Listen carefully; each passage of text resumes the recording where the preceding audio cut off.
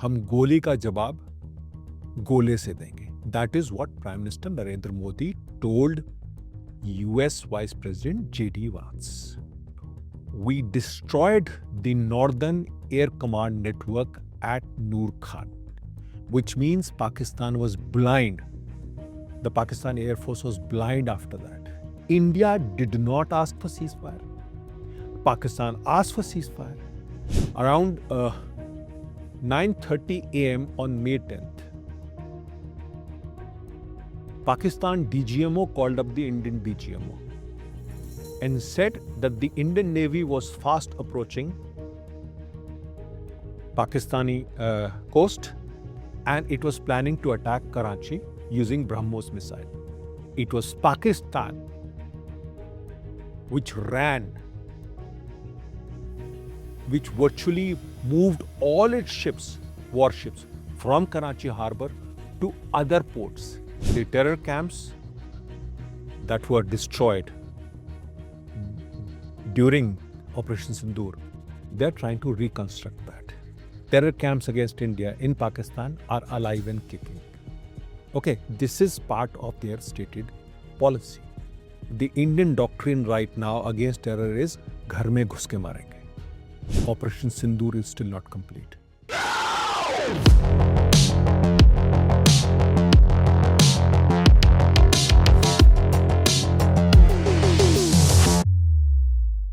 Hello and a very warm welcome to all. You're watching Hindustan Times and my name is Aisha Verma.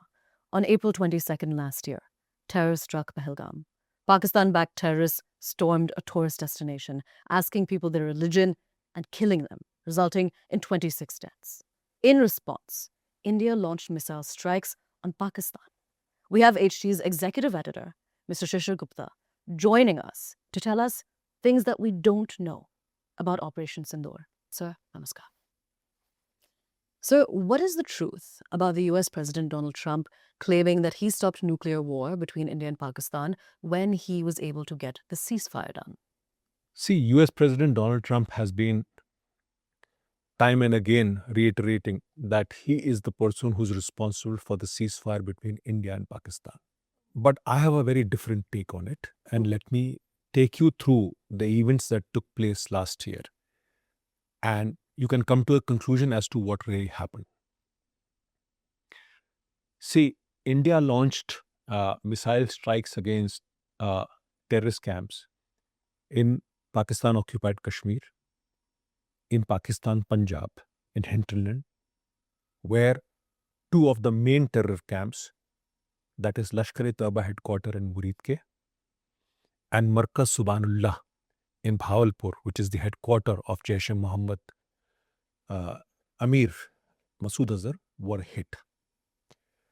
Now, once the attack took place and India retaliated to the terror massacre on April 22nd in Pahalgam, there was retaliation from Pakistan and it looked like that the war would escalate. On May 9th, US Vice President J.D. Vance called up Prime Minister Narendra Modi.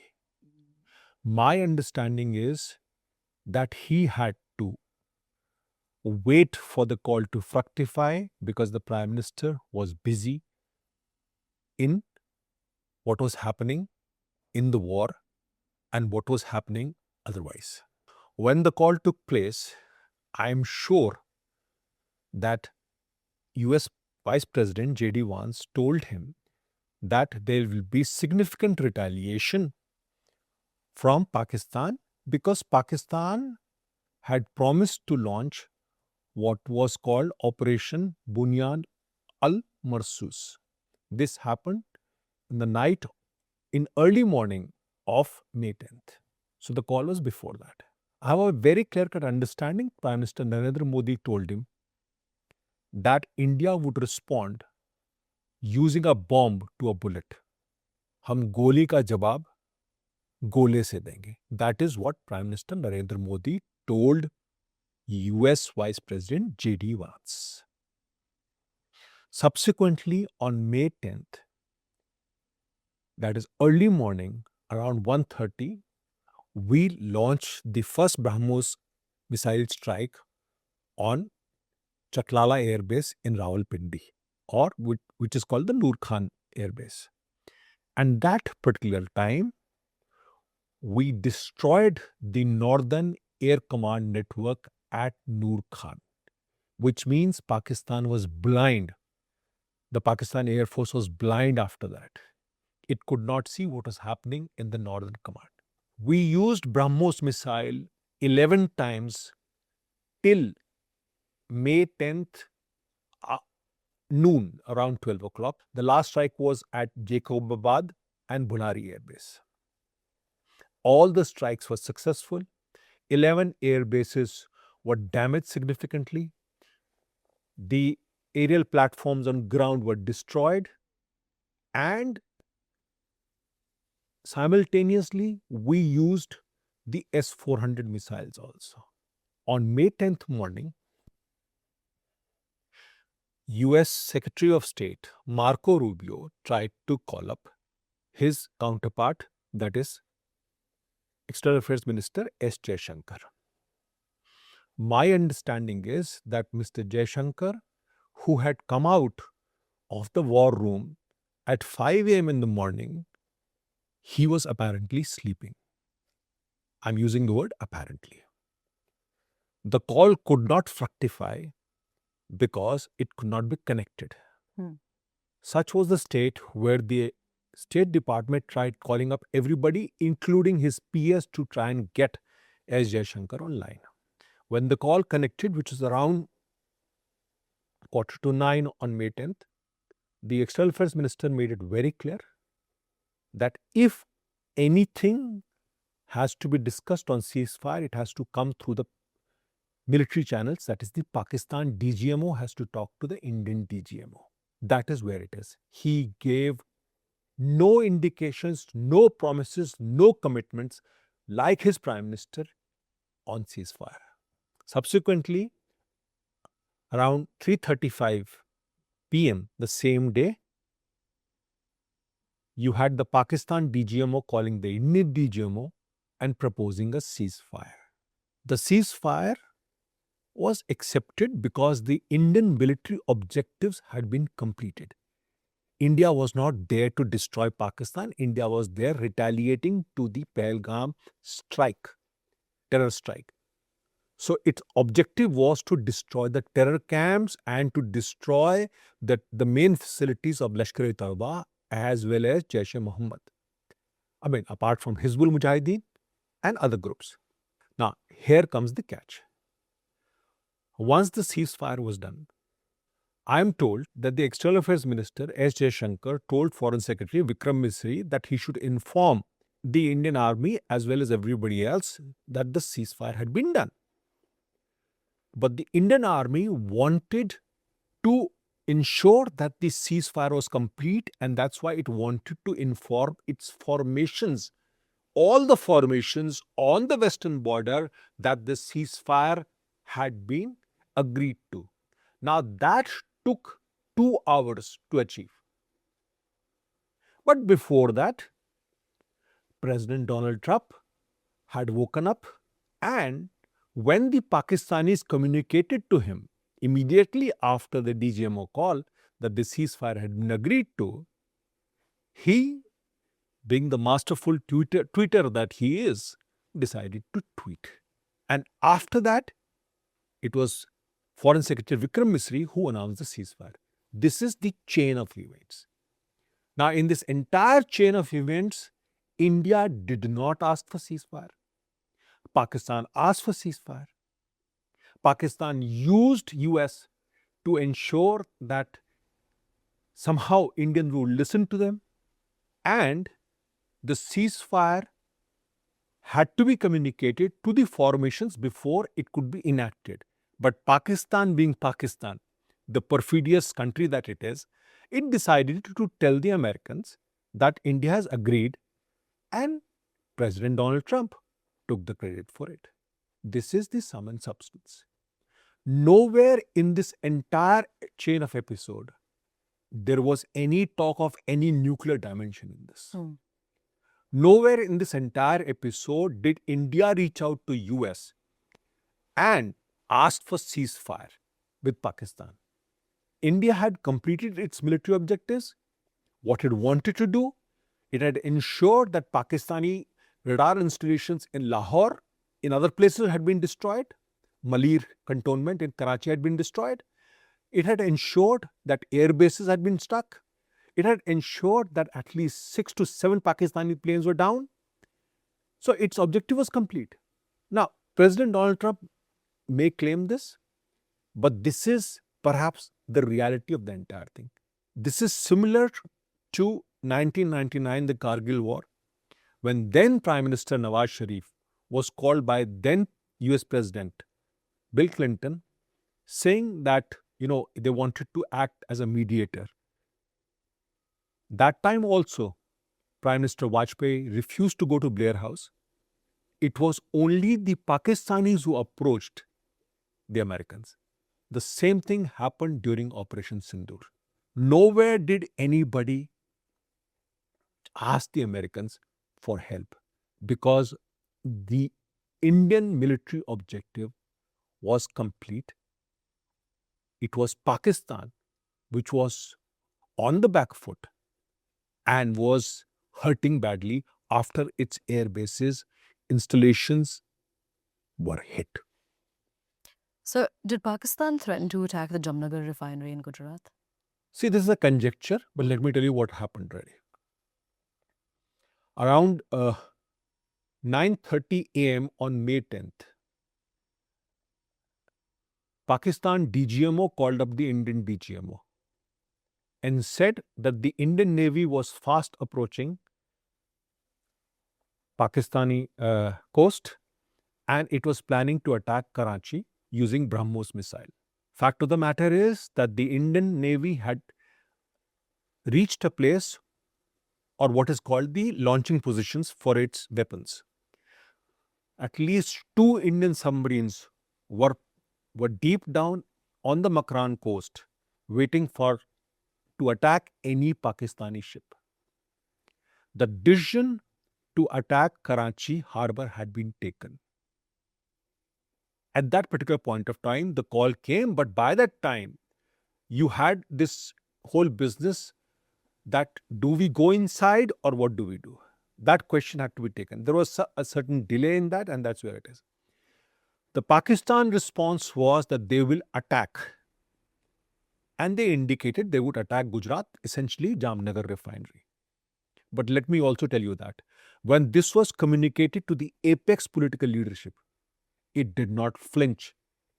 It said, go ahead, you do your job. And that is the reality of it. It was Pakistan which virtually moved all its ships, warships, from Karachi harbour to other ports, that is Pasni, Gwadar, that area, leaving this entire area vulnerable. So yes, Pakistan threatened to attack Gujarat and possibly Jamnagar, but there was hardly any fear about it. I mean, if that were the case, then there would been very serious damage in Karachi, and Karachi would have been obliterated.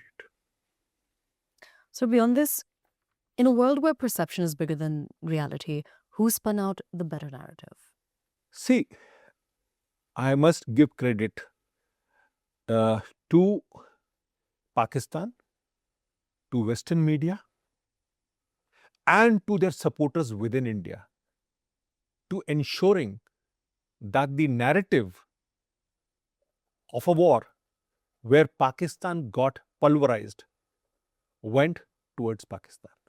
I mean, you look at it, I mean, you have the Western platforms, you have the Pakistan, the Ummah, and then you have Pakistani supporters within India. When it comes to India, China will support Pakistan. When it comes to India, US will support Pakistan. So obviously the narrative was better because it actually gave out a narrative on May 7th as if they'd won the war. Nothing of that sort had happened. Right? I mean, they used social media, they used everything trying to conjure up images and everything.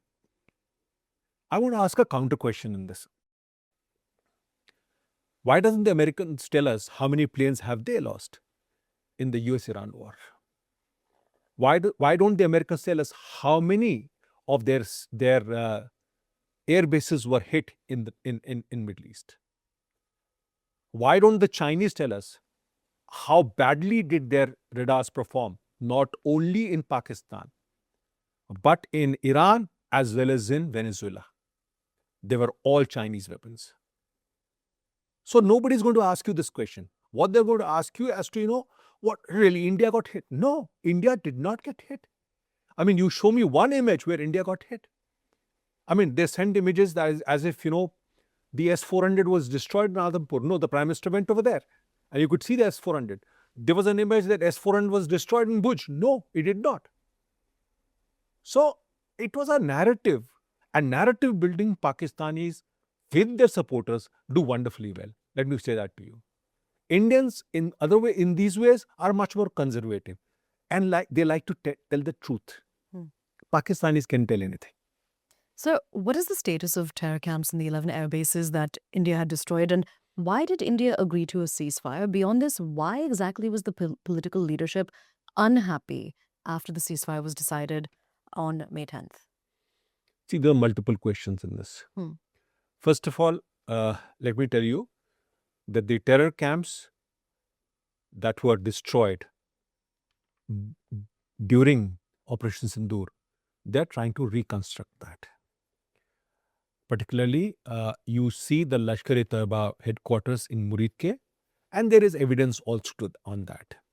You see the Bahawalpur Markaz Subhanullah Mosque, which was hit by India on May 7th.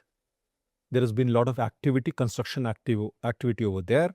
Lot of, you can see that they are trying to reconstruct the entire thing. Similarly, it happens with other camps. Terror against India, terror camps against India in Pakistan are alive and kicking. Okay, this is part of their stated policy. So this is not going to change. Only this time, they are afraid of launching something against India because India will retaliate. The Indian doctrine right now against terror is ghar mein ghus ke marenge. And for that, they don't need anybody to tell them, right? And nobody can stop them from that. First that. Second thing, there has been a lot of reconstruction activity on the 11 air bases which were hit by India. Particularly, you see more hangars coming up at Air Marshal Noor Khan base, which is one of their primary VVIP bases in Rawalpindi. You see activity, they're trying to sort of fill in all the runways that were damaged. They're trying to build in new hangars all over the place. They're trying to revamp the entire system with getting in better radars, getting in better equipment, and somehow ensuring that things are normal. But things are not really normal because it's still not complete, even after 1 year. Now, your third question was, why was the political leadership unhappy after the ceasefire? The political leadership was unhappy after the ceasefire was because the Pakistanis did not adhere to the conditions of ceasefire and continued firing after the ceasefire. That's typically of Pakistan. And that continued through the night. They used drones, they used artillery, they targeted Jammu, they targeted other places, they targeted Rajasthan. And the Indian side, because we believe in the rule of law, we believe in our commitments, we did not fire back. The political leadership was upset that India should have also retaliated because the Pakistanis were doing the same. And that is the reason why the Indian leadership thought that Pakistan should have been answered back when it was attacking Jammu, when it was attacking Rajasthan after the ceasefire on May 10th. So, post Operation Sindoor, Pakistan has acquired a lot of defense material. What about India? See, Pakistan has acquired a lot of stuff to maintain some sort of conventional parity with India after it was hit very hard by India. And I have a list of it, and you can see it on thing. Now, which is basically drones, which is basically UAVs, combat air systems, missiles, right? Ammunition, right? But India has also ensured that its level conventional dominance remains vis-a-vis Pakistan or vis-a-vis anybody. Now, let me tell you, Isha, India has acquired 30,000 crore worth of drones and counter drones in the past 1 year. Second thing,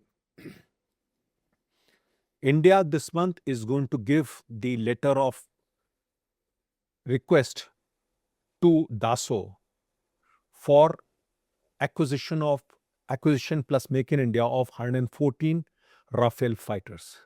That is going to be done. India has acquired the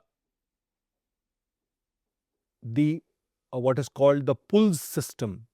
It's a rocket which has the range of 300 kilometers from Israel with an Indian partner. Okay. Now, why it has acquired a rocket system? Because missiles are much more costlier.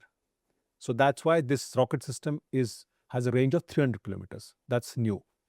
Now, India has acquired a whole lot of loitering ammunition, particularly from Poland, called Warmate 400, which was used during May 7 Operation Sindoor. India has acquired long-range surface-to-air missiles, which is from Israel, the Barak.